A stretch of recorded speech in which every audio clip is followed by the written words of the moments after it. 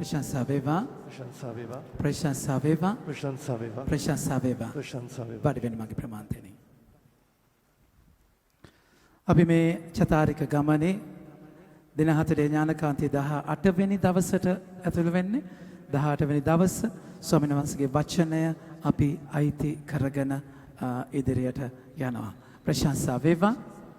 ප්‍රශංසා වේවා. ප්‍රශංසා වේවා. මගේ ආදර ප්‍රමාන්තයනි අපි ඇත්තටම මේක අපි ඇතුළට අපේ ඇතුළට යන ගමනක්. අපි ඇතුළට දවසින් දවස හරි ලේසි එළියට යන්න. ඒ කියන්නේ මිනිස්සයා හන්දටත් ගිහිල්ලා තියෙනවා. අනිත් ග්‍රහලෝකවලටත් තේරුණාද කියනක යානායවල තියෙනවා. හැබැයි කිසිම යානාවක් නැහැ හොයාගෙන අපේ ඇතුළට යන්න.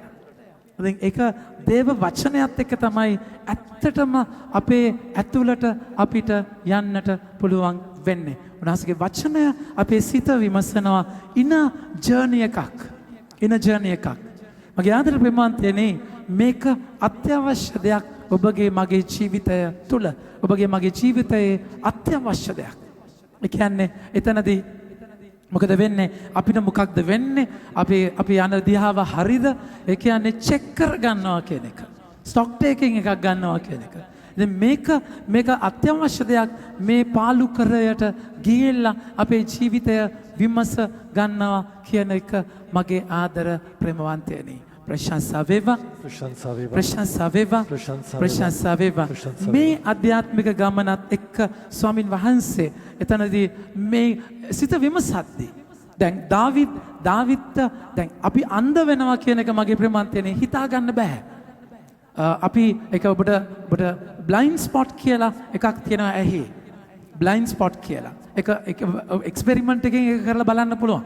ඔබ අද ගෙදර ගියාම තිත් සුදු පාට කොලයක් අරගෙන තිත් දෙකක් තියලා තේරුණාද කියන එක තිත් දෙකක් තියලා ඊට පස්සේ එක ඇහැක් වහගෙන මේ සුදු පාට කොලේ පිටිපස්සට අරගෙන යන්න මුලින් ඔබට තිත් දෙක පේනවා එක තැනක් එනවා එක තිතක් කෙලින්ම නැති වෙනවා. ඒ කියන්නේ ඔබ පුදුම වෙනවා. ඒ කියන්නේ මැජික් වගේ අතරමල තියෙනවා.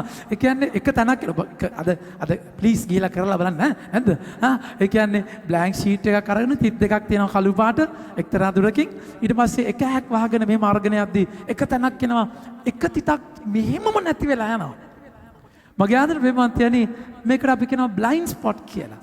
සමහර වෙලාවට අපි ඇක්සිඩන්ට්ස් වලදී අපිට හිතා ගන්න බෑ කොහෙන්ද ආවේ කියලා. ඒක අනන්තවත් වෙලා තිනවා. සමහර වෙලාවට වෑන් එකේ මම යනකොට හරි ඒ කියන්නේ මේ විං ස්ක්‍රීන් එකේ දෙපැත්තේ තියෙන බාර් එකේට කව වෙලා තියෙනවා. ඒකට කව වෙනවා මිස් වෙනවා පේන්නේ නැහැ සමහර වෙලාවල් වලදී.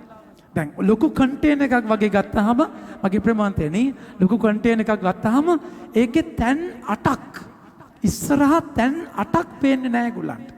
ඒක එක්ස්පෙරිමන්ට් එකක් කරලා පෙන්නුවා. ඒ කියන්නේ මේ කන්ටේනර් එක උසත් එක්කයි ඉස්සරහා තැන් කීපයක්ම එයාට පේන්නේ නැහැ. ඉතින් අපේ ජීවිතයේ මගේ ප්‍රමාන්තයනි අන්ධ වෙනවා කියන එක අපි අන්ධ වෙනවා කියන එක මොන විදිහෙන් වෙන්න පුළුවන්ද කියන එක අපිට හිතා ගන්න බෑ. ප්‍රශංසා වේවා. ප්‍රශංසා වේවා. ප්‍රශංසා වේවා. ඉතින් දාවිත් රජතුමා බෙත්ෂෙබත් එක්ක පව් කරයින් පස්සේ දැන් ඇත්තටම ඒකේ අර මාංශයේ ඇතුළට ගියයින් පස්සේ ඒකේ ඒ වින්දනයත් එක්ක තෘප්තියත් එක්ක ඔබව මාව අපි හැම කෙනෙක්ම අමුතු තැනකට අරගෙන යන එක මත් වෙලා වගේ එක්ස්ටසි එකක් තේරුණාද කියන එක. ඉතින් ඒ තැනවලදී වෙන කිසිම දෙයක් පේන්නේ නැහැ. පිස්සුවක් වගේ එතන අපිව හිර වෙනවා.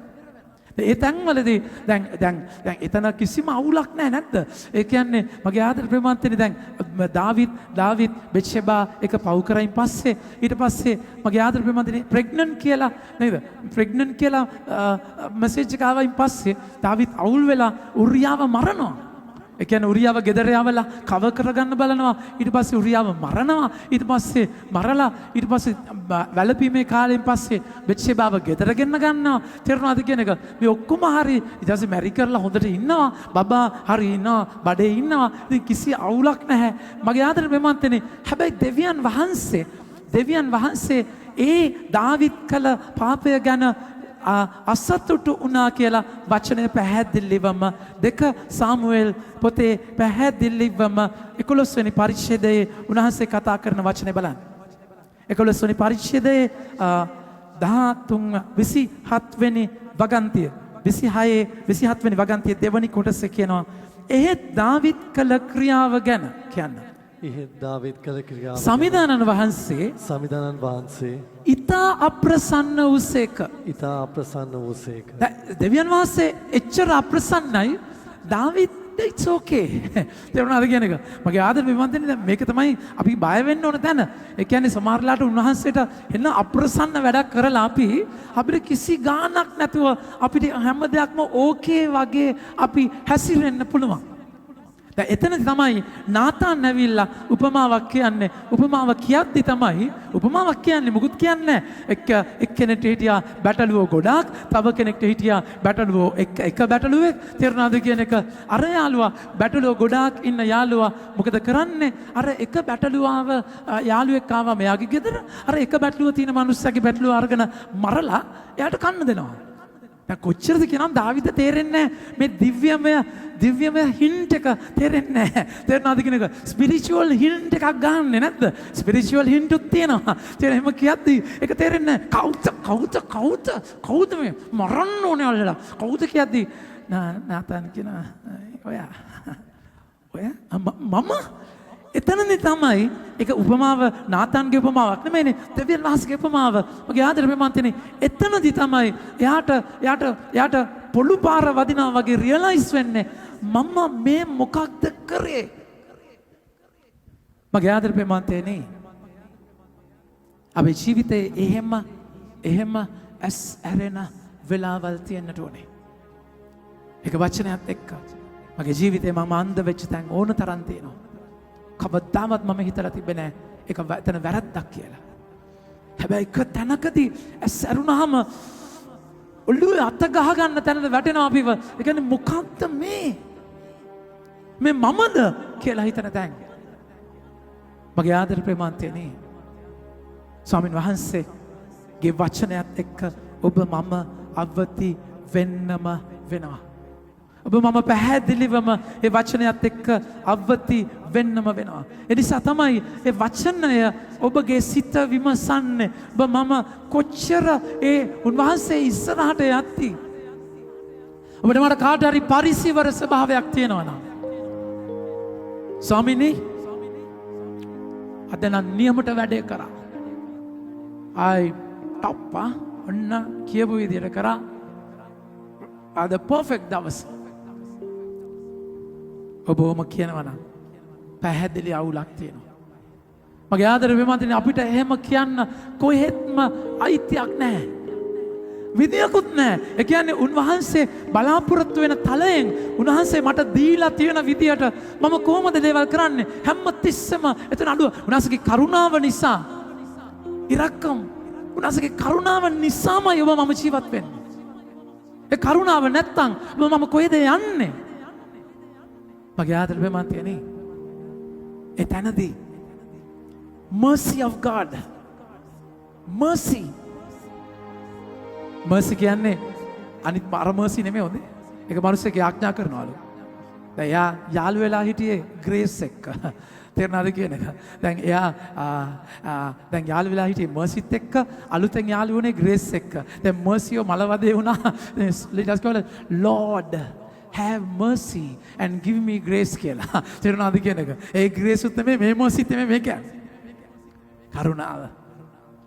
මගේ ආදර මෙමන්තනේ හැම තප්පරයකම දවස ඔබට උන්වහන්සේ දඬුවම් කරා නම් උන්වහන්සේ ගණන් ඉලව බැලුවා නම් උන්වහන්සේ විනිශ්චය කරා නම් ඔබ මම නන්නත්තර වෙන්නේ නැද්ද? නන්නත්තර වෙන්නේ නැද්ද? සිතුවිලි අතර සිතුවිලි වචන ක්‍රියා අතර මම කොච්චර කාලකන්ණි තැනකද ඉන්නේ?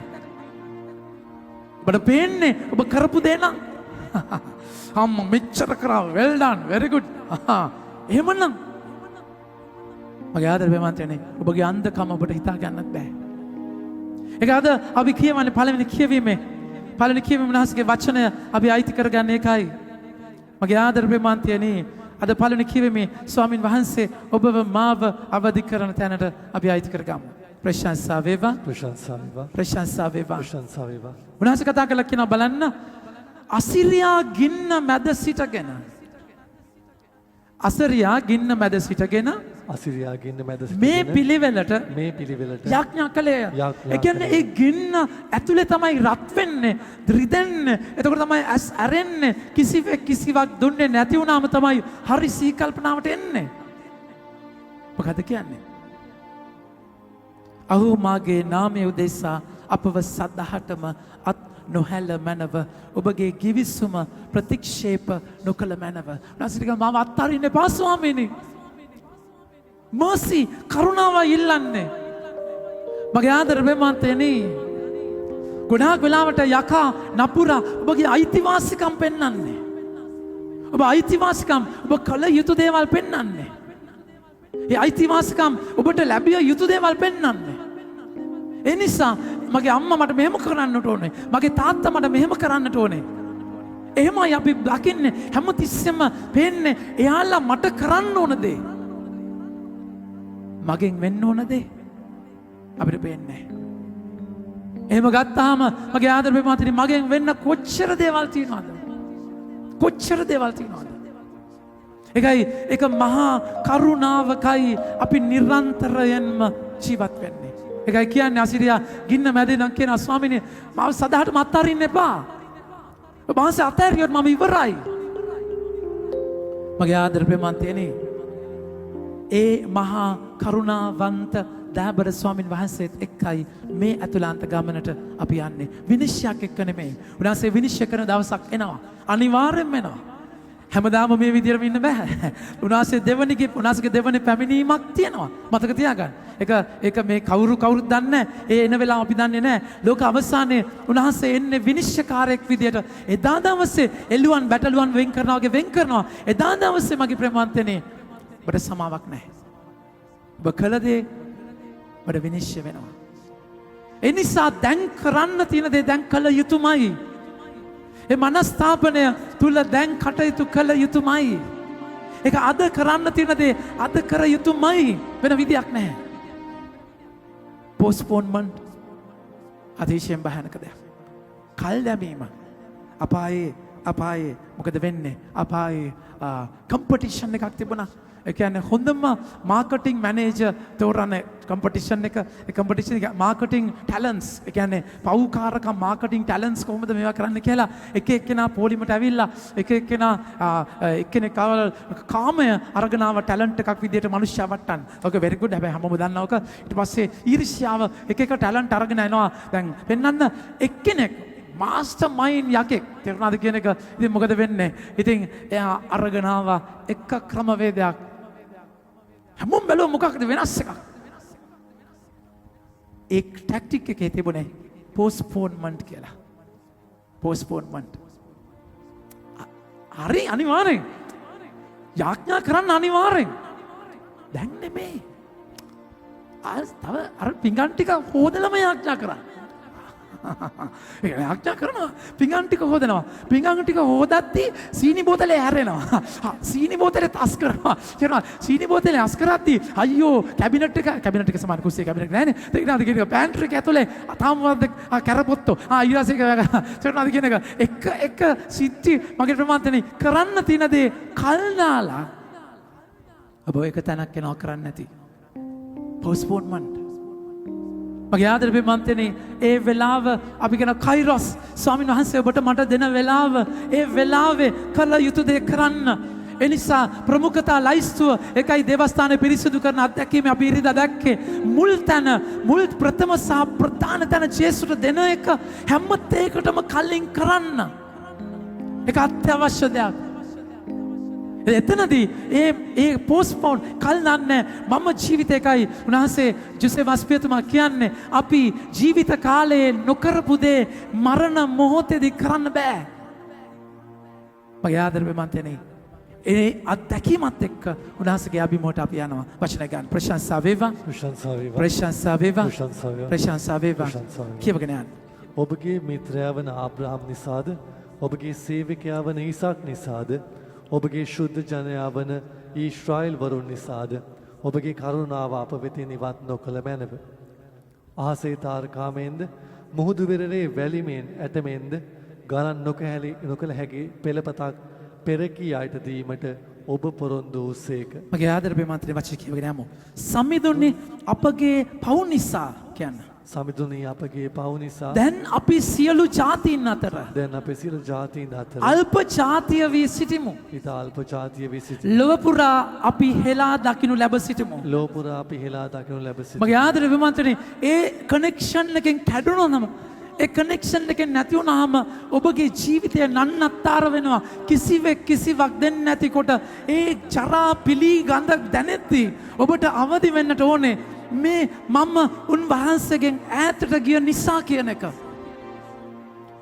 හැම දවසකම ඔබට සමාව ගන්න දෙයක් තියෙන්නට ඕනේ. හැම දවසකම ඒ ස්පිරිචුවල් සෙන්සිටිවිටි එක මගේ අතින් වැරදක් වුණේ මෙතන මමයි වැරදි මේනා කුල්පා මේනා මක්සිමා කුල්පා මාගේ අපරාධයයි මාගේ මහා අපරාධයයි මේක මගේ ප්‍රශ්නයක්. ගොඩාක් වෙලාවට අපි දකින්නේ අනිත් අයගේ ප්‍රශ්න. මගේ ආදර ප්‍රවන්තනි මේ අවතිය ස්වාමින් වහන්සේ මට දීපු දේත් එක්ක මම මොනවද කරන්නේ? මේක ඔබට මතක නම් ඔබගේ ජීවිත රටාව වෙනස් වෙනවා. මේක ඔබ දන්නවා නම් මම නිරන්තරයෙන් ස්වාමිනේ ඔබ වහන්සේට ණය ගැති. නිරන්තරයෙන් ණය ගැති. මට ගෙවන්න විදියක් නැහැ. උන්වහන්සේ මට කරලා තියෙන දේවල් වලට මම කොහොම වන්දි ගෙවන්නද? එහෙම වන්දි ගෙවන්න බැරි නිසායි මගේ ආදර ප්‍රේමන්තනේ ජේසුව එව්වේ ඒ වන්දිය ගෙවන්න. ඔබගේ මගේ පාපයේ වන්දිය ඔබ මම ගෙවන්න ඕනේ වන්දිය ජේසු ගෙවලා උන්වහන්සේ කිව්වා අදහන්න අපි ගැලවීම ලබාගත්. ඒ කියන්නේ මම කළ පව් වලට මට වන්දි ගෙවන්න විදියක් නැහැ. ඒක මගේ කර්මය මට පරිස්සම් දෙන්න විදියක් නැහැ. එහෙම වුණොත් ඉවරයි මම. ඒකයි ජේසු ඒ වෙනුවෙන් මරුණා. ඒ වෙනුවෙන් වන්දි ගෙව්වා. ඒ වෙනුවෙන් ඔබ මම වෙනුවෙන් ජීවිතය දුන්නා. ඔබට මට තියෙන්නේ ඒ කරුණාව විතරයි. වෙන කිසිම දෙයක් නෙමෙයි. mercy of God. කඩවලට ඉරකම්. ස්වාමීන් වහන්සේගේ ඒ කරුණාව මගේ ප්‍රේමවන්තනේ මෙතන මම ගිහිල්ලා ඩිමාන්ඩ් කරන්න. තේරුණාද කියන එක? ලෝඩ් බයිරන්ලා වගේ කතා කරන්න. ස්වාමීන් වහන්සේ මට මෙහෙම කරන්න. ස්වාමීන් වහන්සේ මෙහෙම කරන්න. තේරුණාද? අපි එහෙම කියන්නේ අපි කවුද? හැබැයි දැන් අපි එහෙම කියනවා. වෙන කාට කියන්නද නැද්ද? උන්වහන්සේත් එක්ක රණ්ඩු වෙන්න එක ප්‍රශ්නයක් නැහැ. හැබැයි දැනගන්න. රණ්ඩු වුණාට, පොර බැද්දට, ඩිමාන්ඩ් කරාට වෙන කාගේවත් මම උන්වහන්සේට එක කරන්නේ. හැබැයි මම කවුද? මෙතන ඔබ මා වෙන ගමනකට අරගෙන යනවා. මගේ ආදර ප්‍රේමන්තයනි, ඒ පසුබිමත් එක්ක සුවිශේෂයට අපි අයිති කරගන්නවා. ප්‍රශංසා වේවා. සුන්දර චරිතයක් එළියට එන්නේ සුවිශේෂයේ හැමදාම වගේ තේරෙනවද කියන එක ඩිග්‍රී දෙකක්ම තියෙන නේද? PPS පැන සර්විස් තේරුණාද කියන එක. ඉතින් ඒ වගේ හැමතිස්සෙම පේදුරුතුමා කට වරද්ද ගන්න චරිතයක්. ඉතින් මොකද වෙන්නේ? උන්වහන්සේ ගාවට පේදුරුතුමා එනවා. එකල පේදුරු උන්වහන්සේ වෙතට આવුත් ස්වාමිනී මට විරුද්ධව පව් කරන මගේ සහෝදරයාට මා කී වාරයක් කමාවිය යුතුද? මගේ ආදර විමන්ත්‍රණී පේදුරුතුමාගේ අහනවා ජේසු මට විරුද්ධව කවුරු හරි පව් කරා නම් කී පාරක් සමාව දෙන්න ඕනේද? ඒකට හේතුවක් තියෙනවා. රබ්බිවරු කියලා දුන්නේ 3 පාරක් සමාව දෙන්න. ඒක තමයි එදා ට්‍රැඩිෂන් එකේ තිබුණේ. 3 පාරක් සමාව දුන්නායින් පස්සේ හදෙන්නේ නැත්තම් අතහැරලා දාන්න. ඒක තමයි තන. ඒක තමයි විදිය. දැන් මේකෙදි මම හිතනවා සමහරවිට පේදුරුතුමා පොඩ්ඩක් ලකුණු දාගන්නත් ආස හිතෙන්නේ නැති. හැමදාම බැනුම් අහන එකනේ චේතනාදි කියන එක හැමතිස්සෙම බැනුම් අහන එකේ පේදුරුතුමා ළඟට ඇවිල්ලා අහන්න නැති ස්වාමීනි 3 පාරක් දැන් කියන්නේ 3 පාරක් කියලා. ඒ 3 දෙකෙන් වැඩි කරලා 6 පාරයි ඇඩඩ් තව එකක් දාලා 7 පාරක් තේරුණාද කියන එක චේතුතුමා අහනවා ජේසුගේ මොකක්ද? දැන් එක්කෝ කීපාරක් සමාව දෙන්නද කියලා අහන නිකන් ඉන්න ඕනේ. දැන් ඒකයි නම් ඊට පස්සේ අහන්න දෙ බලන්න. කීපාරක් සමාව දෙය යුතුද? 7 වරක් දක්වා දැයි උන්වහන්සේගේ නැසීය. 7 පාරක් සමාව දුන්නම ඇතිද? මගේ ආදර විමන්තනේ හිතන්නේ නැති well done පෙදරු well done අන්න අද තමයි ඔයා උත්තරයක් දුන්නේ නැද්ද? හැමදාම අනා ගන්න ඔබ අද උත්තරද well done. තේරුණාද well done මොන දන්ද? තේරුණාද කියන එක මාර කතන්දරයක් ජේසුස් කියන්නේ. ඒ කියන්නේ පේදුරුතුමාට හිතා ගන්න බෑ. ඒ කියන්නේ ඔබට මට හිතා ගන්න බැරි දෙයක් කතා කරන්නේ. උන්වහන්සේ කතා කළා කියනවා 7 වරක් නොබට කතා කොට 7 වාරයක් නොව 7 වාර 70කි. ඔයාද මෙවන්තේනේ මේකේ මේ 7 ඒවා 7න් වැඩි කරලා 10න් වැඩි කරලා ගන්න නෙමෙයි. උන්වහන්සේ කියනවා අසීමාන්තික ලෙස සමාව දෙන්න. මගේ ආදර මෙවන්තේනේ මේක ඒ කියන්නේ අපි කියනවා easy set than done කරන්නේ කොහොමද? එහෙම සමාව දෙන තැනක ඒ කියන්නේ එකම වැරද්ද ආයි කරද්දි කොටින්ම කියනවා නම් අපිට සමාව දෙන්නත් බෑ. කී දෙනෙක් ඇවිල්ලා අහනවද ෆාදර් ජේසුස් මට සමාව දෙයිද මේකට? ඒ කියන්නේ අපි සිස්ටම් එකකට ගිහිල්ලා තියන්නේ කියලා බැරිම තැන විසි කරලා දාන. මගේ ආදර මෙමන්තනේ එහෙම තැනක ඒ කියන්නේ අපේ ජීවිතේ එක තැනක් එනවා බලාපොරොත්තුව නැති වෙනවා. ඒකයි අපි අතාරිනවා කියලා කියන්නේ. එයා ඒ කියන්නේ මට මං ගැන බලාපොරොත්තුවක් නැහැ. මම වෙනස් වෙයි. මේ ගමන තුල මේ දේ මගෙන් ගැලවෙයි, එතර වෙයි කියලා මට මා තුල විශ්වාසයක් නැහැ. එනිසා අපි ලේබල් ගහ ගන්නවා. වැඩක් නැහැ. මේක තේරුමක් නැහැ. එකයි එකම දේ හැමදාම කියන එකේ තේරුමක් නැහැ. උන්වහන්සේ මට ආදරේ නැහැ. උන්වහන්සේට මට ආදරය කරන්න බෑ. ඒක මමම නිගමනය කරලා මගේ ආදර බෙමන්තනේ එක තැනකට යනවා. ඉතින් ඒක තමයි අපි එක සංඛ්‍යාවකට ප්‍රමාණයකට සීමාවකට දාන්නේ උන්වහන්සේගේ කරුණාව. මේක කතා කරන්නේ ජේසුගේ හදවත. ජේසුගේ හදවත. ඔබට වර්ධ කරන කෙනාට 70ක් කොච්චර පාරයක් සමාව ඉල්ලනවද? ඒ පමණ සමාව දෙන්න. මගේ ආදර පෙමන්තනේ මේ තමයි උන්වහන්සේගේ සිත. මේ තමයි උන්වහන්සේගේ හදවත. ඒ නිසා හොඳට මතක තියාගන්න. පව් කරන්න ඉස්සෙල්ලා යකා නපුරා ඔබ බය කරනවා. සමාවෙන්න. ඌ බය නැති කරනවා. it's okay කියන හරි casual හරි සුන්දර it's okay හරිම සාමාන්‍ය තැනකට ඔබගේ මනස ගන්නවා. ඔබ පව් කරයින් පස්සේ ඔබ බය කරනවා. දෙවියන් ඈතයි කියලා කියනවා. කාලකන්ණී කියලා කියනවා. ඇයි මෙච්චර උන්වහන්සේ ආදරය කරලා ඇයි මෙහෙම කරේ? ඒ ගිල්ට් එකෙන් ඔබව කනවා. ඔබව විඳවන තැනකට ගන්නවා. ඊට පස්සේ උන්වහන්සේගේ මූණ බලන්න බැරි තැනක අපි යනවා, අපි හැංගෙනවා. ඒ පාපය තුලම උත්තර හොයාගෙන යනවා. නන්නත්තර වෙනවා. අර ගිල්ට් එකත් එක්ක ජුදාස් වගේ ගිහිල්ලා එල්ලිලා මැරෙන තැනකට අපි බලාපොරොත්තු අතාරිනවා. මගේ ආදර ප්‍රේමන්තයනේ රෝමාටේ උන්වහන්සේ 24 කතා කරන වචනේ බලන්න. අප ගැලවීම ලබාගත්තේ බලාපොරොත්තුව කරන කොටගෙනය. වචනේ බලන්න. අප ගැලවීම ලබාගත්තේ බලාපොරොත්තුව කරනකටගෙන. පෙනෙන දේ ගැන බලාපොරොත්තුවක් නොවේ. ඒ කියන්නේ ඔබට තේරෙන්නේ බලාපොරොත්තුව කියන්නේ මගේ ප්‍රේමාන්තයනි ඔබට ඒ කියන්නේ ඔබ විශ්වාස කරනවා මෙතන මට උත්තරයක්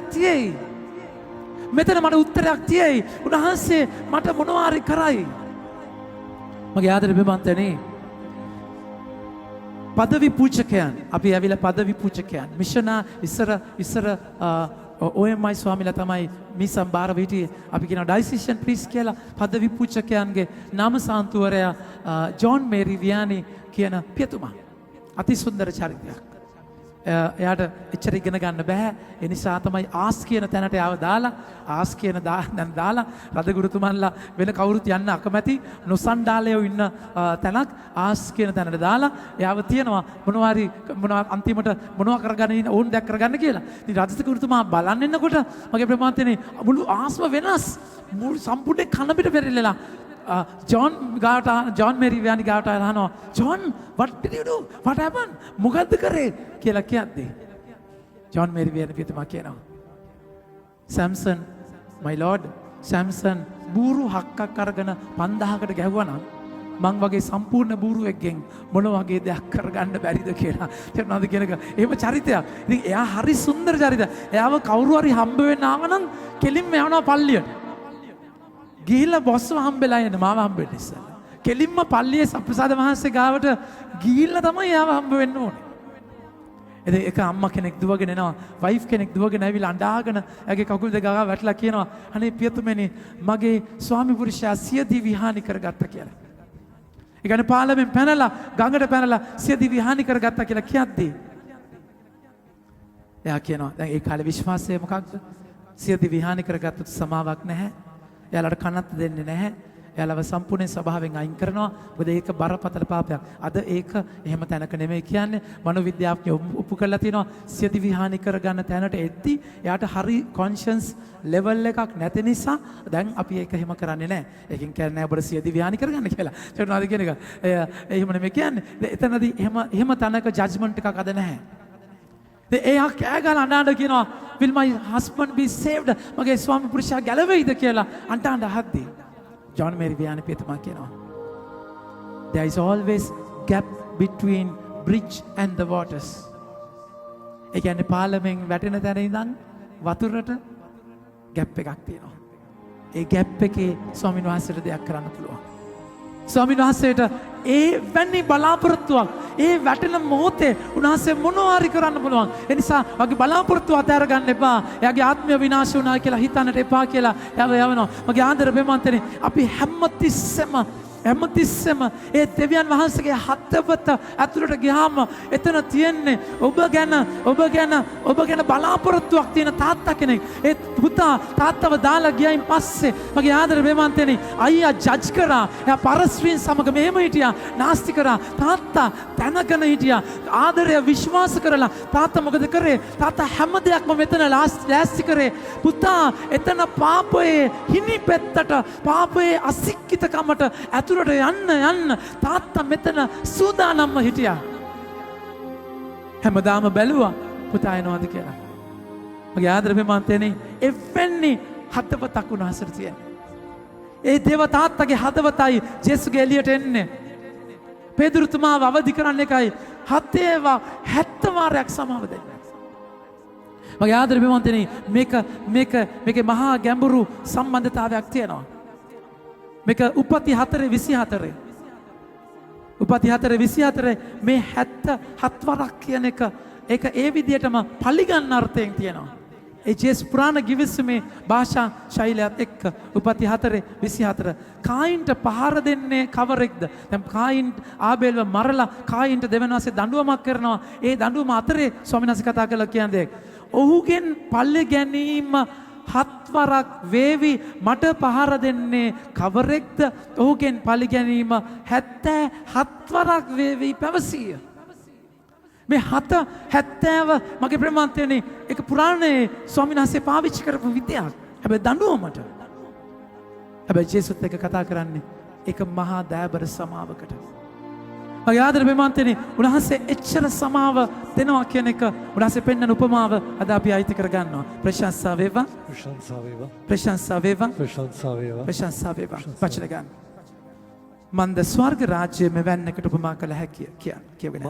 මන්ද ස්වර්ග රාජ්‍යය මෙවැන්නකට උපමා කළ හැකිය. හැමෝම කියන්න. සිය දාසයන් සමග ගණන් හිලව බැලීමට තීරණය කර රජෙක් විය. ඔහු එසේ කරන්න පටන් ගත් කල රුපියල් 2 කෝටියක් පමණ ණය වූ කෙනෙක් ඔහු වෙත ගෙන ලද්දේය. ණය ගෙවීමට ඔහුට කිසිවක් නොතිබුණු බැවින් ස්වාමියාද ඔහුද ඔහුගේ බිරිඳ හා දරුවන්ද ඔහු සන්තක සියල්ල විකුණන් ණය ගෙවන්නට අනකලේ. මගේ ආදර ප්‍රේමාන්තයනේ මේක තමයි ඔබගේ මගේ ජීවිතයේ යථාර්ථය. ඒ කියන්නේ 2 කෝටියක් ඒක අපි කියනවා ටැලන්ට්ස්. ඒ කියන්නේ ටැලන්ට් 10000ක්. ටැලන්ට් එකක් කියලා කියන්නේ හිතා ගන්න බැරි ප්‍රමාණයක්. ජීවිතේට යාට ණය මුදල ගෙවන්න බෑ. ණය ගෙවන්න විදියක් ඇත්තෙම නැහැ. ඉතින් එදා සමාජයේ විදිය මොකද්ද? එයාලව වහල් කරගන්නවා, බිරිඳ දරුවන්ව වහල් වෙනවා, වහල් වෙලා ණය ගෙවන්න වෙන්නේ. එයා කිව්වට මට කල් දෙන්න මම ණය ගෙවනවා කියලා ජීවිතේට ගෙවන්න බෑ. මේක තමයි ඔබගේ මගේ ජීවිතයත් ඇත්ත. ඔබගේ මගේ ජීවිතයේ යථාර්ථය.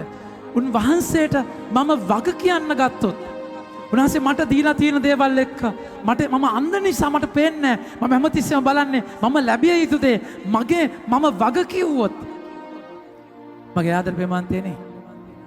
අද ඔබ මගේ ඔබ මම මෙතන ඉඳගෙන මේ පල්ලියේ මේ දේශනාව අහනවා. කී දෙනෙක් කී දහහක් මේ වෙලාවේ මහා අරගලයක ඉන්නවද?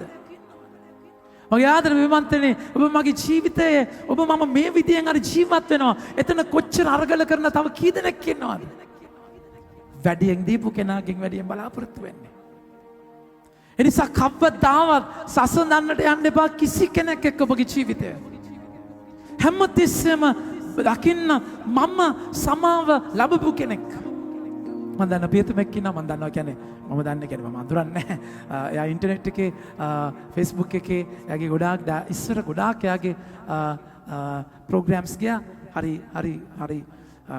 කැෂුවලි කතා කරන දයාබර පියතුමෙක්. මම හිතන්නේ ඇමරිකාවල හිටියේ. එයා පච්චයක් ගහලා තිබ්බා කියලා කිව්වා. හරි වෙනස් චරිතයක්. ජිම් එකේ වීඩියෝ කරනවා. ඒ ජිම් එකේ හැම තැනම එයා කතා කර එයා කියනවා එයාගේ අතේ එයා පච්චයක් ගහලා තියෙනවා.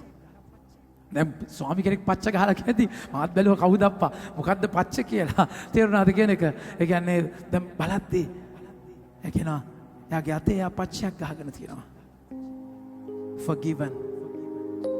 forgiven සමාව ලැබපු කෙනෙක්. සමාව ලැබුවා මම. forgiven. මට ඇත්තටම පච්ච කියන එකත් අමතක වුණා.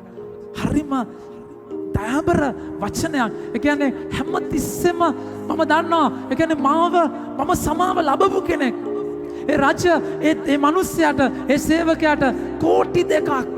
ඒ කියන්නේ එක මොහොතකින් කියනවා හරි මට ඔබගේ කිසි දෙයක් ඕනේ නැහැ. හරි ඔබ නිදහස්. You are free. මගේ ආදර ප්‍රේමාන්තනේ ඒක නිසයි අද ඔබ මම මෙතන ඉන්නේ. ඒ සමාව නිසයි අද මම මෙතන ඉන්නේ ඔබ ඔතන ඉන්නේ. ඔය සමාව නැතුව මට ගමනක් නැහැ. හැබැයි ප්‍රශ්නේ තියෙන්නේ මොකක්ද? මගේ ආදර ප්‍රේමාන්තනේ ඒ සමාව එක්ක බලන්න මේ කතාව මේ උපමාව බලද්දී ඔබට තේරෙන්නේ මොකද්ද ප්‍රශ්නය? එවිට ඒ දාසයා දනින් වැටි මා ගැන ඉවසන්න මුළු ණය ගෙවන්නේ මේ කීය? ඒ දාසයාගේ ස්වාමියා ඔහු ගැන අනුකම්පාවෙන් පිරී ඔහු ණයෙන් නිදහස් කොට කමාව දුන්නේය. ඒ දාසයා නික්ම ගොස් කියන්නේ තම සහකාර දාසයන්ගෙන් තමාට රුපියල් 200ක් පමණ ණයව සිටි කෙනෙකු දැක ඔහුගේ බෙල්ල මිරිකා ඔහු අල්ලාගෙන මගේ ණය ගෙවා පන්නේයි කීය. මගේ ආදර ප්‍රේමාන්තයනි එකයි ඒ forgiven කියන එක ඔබගේ මගේ ජීවිතය ඇතුළට යන්න ඕන විදිහක් තියෙනවා. ඒක අවස්ථාවාදීව ඇතියන්තන් ඔන්න මම සමාව ලැබුවා. තේරුණාද කියන එක? ඇතියන්තන් සමාව ලැබුවා.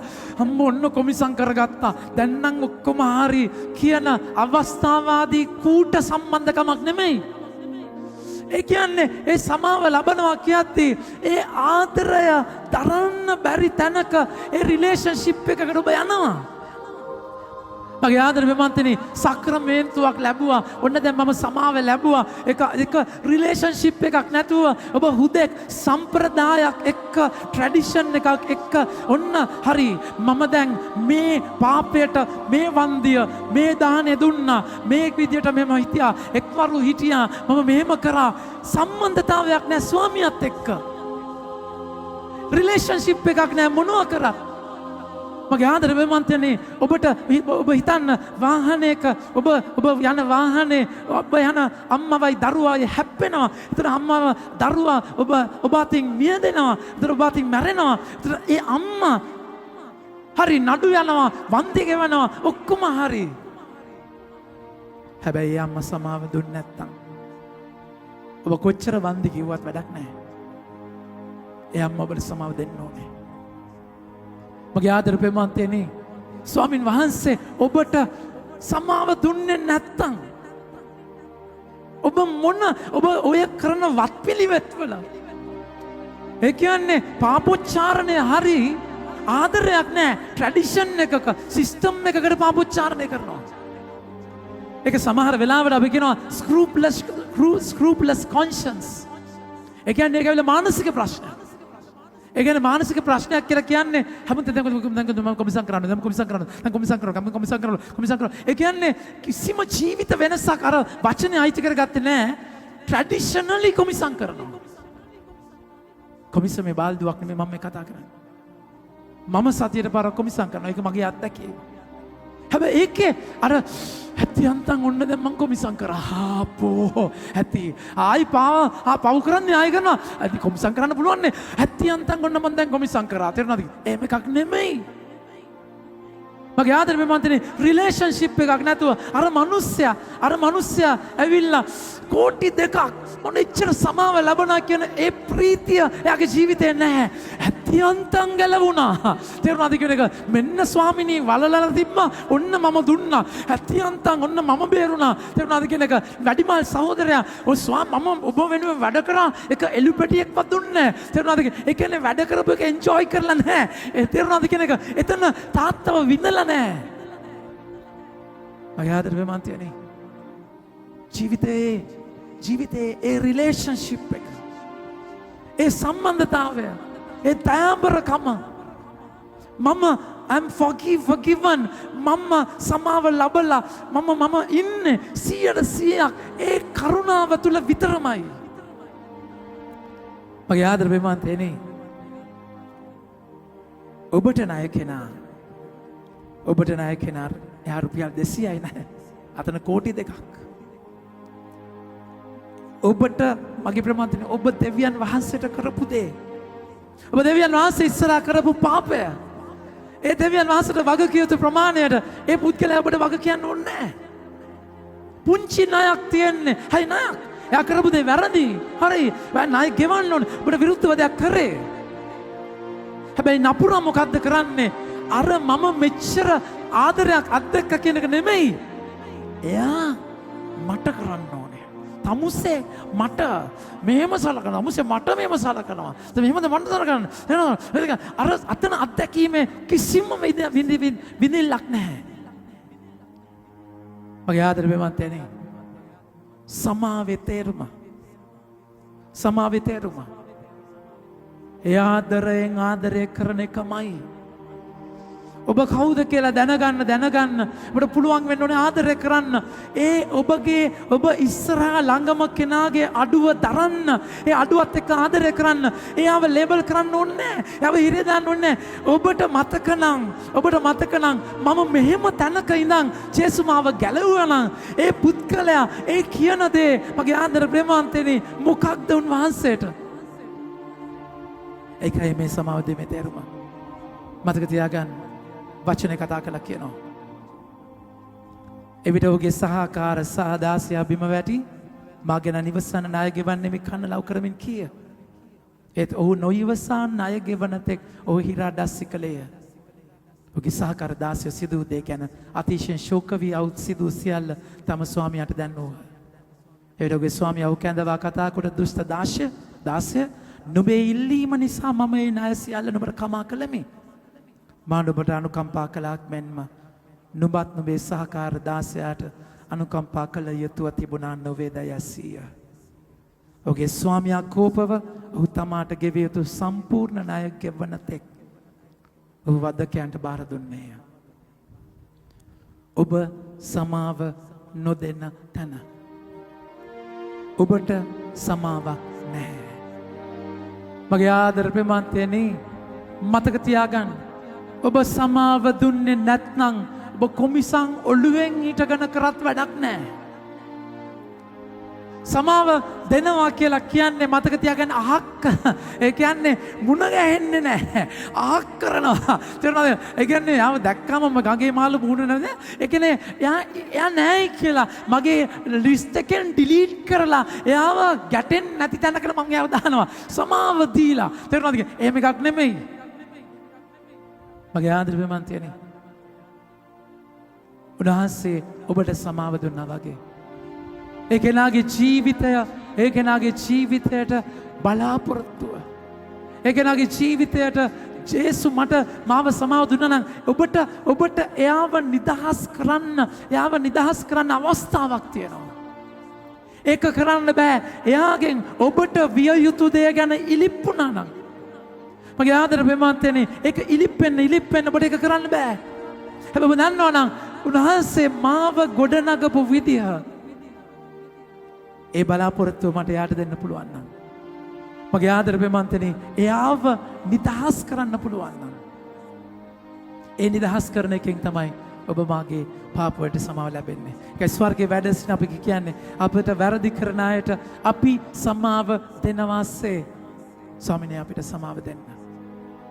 මතක තියාගන්න මගේ ප්‍රේමවන්තයනි, උන්වහන්සේගේ සමාව එන්න තියෙන දොර. හිතන්න මේ තමයි උන්වහන්සේගේ සමාව ඔබගේ ජීවිතයට එන්න තියෙන තැන. ඔබ සහෝදරයාට සමාව දෙන්නේ නැත්නම් ඒ වෛරය ඔබගේ හදවතේ තියාගන්නවා. සමාව දෙන්න බෑ. යා මට කරමු දෙයට මට සමාව දෙන්න විදියක් නැහැ. මගේ ආදර ප්‍රේමවන්තයනි, ඒ තැනදී උන්වහන්සේට ඔබට සමාව දෙන්න විදියක් නැහැ. මොකද එකම මාවත, සමාවට තියෙන එකම දොරයි. ඒතර ඔබගේ ජීවිතයට සමාව දෙන දවසේදී ස්වාමීන් වහන්සේගේ සමාව ආශිර්වාදය ඔබට ගලනවා. ඒක උන්වහන්සේ පැහැදිලිවම මාක්තුමාගේ 11 වෙනි පරිච්ඡේදයේ කතා කරලා කියන්නේ, මගේ ආදර ප්‍රේමවන්තනි, මාක්තුමාගේ 11 උන්වහන්සේ පැහැදිලිවම කතා කරලා කියන වචනේ බලන්න. 24 එබැවින් මම ඔබට කියමි, ඔබ යාඥාවෙන් ආයදින කවර දෙයක් වුවද එය ඔබට ලැබේ යයි අදහන්න, එවිට එය ඔබට ලැබෙන්නේමය. ඔබ නැගිට යාඥා කරන විට කිසිවෙකුට කිසිවිට විරුද්ධව කිසිවක් ඇත්නම් කමා කරන්න. එසේ කළ යුත්තේ ස්වර්ගයේ වැඩ වසන පියාණන් වහන්සේ ඔබේ වැරදි වලට කමා කරන පිණිසය. එහෙත් ඔබ කමා නොකරන්න ඕනම් ස්වර්ගයේ වැඩ වසන පියාණන් වහන්සේද ඔබේ වැරදි වලට කමා නොවනසේක. මගේ ආදර ප්‍රේමවන්තයනි, මේක තමයි යකාගේ තුරුම්පුව. මතක තියාගන්න. යකාට ඕනේ ඔබ විනාශ කරන්න. සොරායන්නේ සොරකම් කරන්න, මරන්න, විනාශ කරන්න. යකාට ඕනේ ඔබව ඌට නැති වෙච්ච දේව සම්බන්ධකමින් අහකට අරගෙන යන්න. ඒ නිසා ඒකට ඌ පාවිච්චි කරන හොඳම තැන තමයි ඊගෝ කියන එක. ඔය මම කියන තැන උලුප්පලා උපමට්ටම් කරලා උඩ දාලා පුම්බලා තියෙනවා මගේ ආදර ප්‍රේමවන්තයනි. ඒ නිසා ඔබගේ සම්බන්ධකම කැඩෙන්න ස්වාමින් වහන්සේගේ සමාව ඔබට නැති වෙන එකම සාධකය ඔබ සමාව දෙන්නේ නැති තැන. ජේසු කුරුසේ මැරිලා එච්චර වන්දියක් ගෙව්වත් වැඩක් නැහැ ඔබ සමාව දුන්නේ නැත්නම්. මගේ ආදර ප්‍රේමවන්තයනි, එහෙනම් මේ ආයුධය, මේක යකාගේ ක්‍රමය කියන එක හොඳට මතක තියාගන්න. ඒ නිසා යකා මොකද කරන්නේ? සිද්ධිය ගේනවා. ඔබට ඔබගේ ජීවිතයේ වේදනාව, ඔබ විඳවපු විදිය, ඔබ දුක් විඳ විදිය, ඒක ඔබගේ ජීවිතයේ හරිම දයානුකම්පාවකින්, අනේ ඇත්තද පැටියෝ, අයියෝ යා හරි පව්, ඔයාටම කියා ගන්නවා, අනේ බලන්න කොච්චර අසාධාරණයිද, එහෙම මොකද කර, අනේ ඇත්තද හරි පව්. ස්ව අනුකම්පාවක ඔබව අනාථ කරලා, ස්ව අනුකම්පාවක ඔබව නන්නත්තර කරලා, ඊට පස්සේ ඒ පුද්ගලයා ඔබට කරපු දේ උලුප්පලා එක මහා ලොකුවට පෙන්නලා ඒ අසාධාරණය අරගෙන ඇවිල්ලා ඔබට සමාව දෙන්න බැරි තැනකට ගන්නවා. ඇත්ත එච්චර අසාධාරණයි. ජරා වැඩක් කරේ. මෙච්චර කලෙහි ගුණ නැති අසමච්චාති ජරා වැඩක් කරේ. කොහොම හරි වැඩේ මොකක්ද කියන කතාල නැහැ. ඔබට සමාව දෙන්න බැරි තැනකට ඔබව අරගෙන එනවා. ඔබගේ ස්වාමි පුරුෂයාට සමාව දෙන්න බැරි තැනකට, ඔබගේ බිරිඳට සමාව දෙන්න බැරි තැනකට, ඔබගේ තාත්තට සමාව දෙන්න බැරි තැනකට, අම්මට සමාව දෙන්න බැරි තැනකට. හරි නීතියාත්මක ගත්තාම, යුක්තිය සාධාරණය ගත්තාම අන්තිම සාධාරණයි ඔබ. හැබැයි ඔබ ස්වර්ගයට යන්නේ සාධාරණය කමින් නෙමෙයි. මගේ ආදරේ මන්තනේ. මොනෑම හේතුවකින් හරි ඔබ සමාව දුන්නේ නැත්තම් ඔබට සමාවක් නැහැ. ඒක තියරි එකක් බයිබලයේ තියෙන ස්වාමීන් වහන්සේගේ ඉගැන්වීමේ තියරි එකක්, වෙන විදියක් නැහැ. ඒ නිසා මගේ ආදරේ මන්තනේ අපි ජේසුස් ගාවට අද යමු. ජේසුස් ගාවට ගිහිල්ලා දන ගහලා කියමු, ස්වාමීනි මට පෙන්වන්න මගේ ඇත්ත. මට මෙච්චර කල් දැක්කේ එයා මට කරපු දේ, එයාගෙන් විය යුතු දේ. හැබැයි ඇත්ත මම ඔබ වහන්සේ ඉස්සරහා, ඔබ වහන්සේ මට කොච්චර ආදරය කරලා, ඔබ වහන්සේ මට කරපු දේ නෙමෙයි මට පේන්නේ, එයා මට කරපු දේ. මගේ ස්වාමීනි මම එතන ගොඩ නැගුණේ, මම එතන බලාපොරොත්තු වුණේ ඔබ වහන්සේගෙන් මම බලාපොරොත්තු වෙන්න ඕන දේ. මම එතන හදාගත්තා බලාපොරොත්තු, එයා මට මෙහෙම කරයි කියලා හිතාගත්තා. හැබැයි එතනින් මම රිදුනා.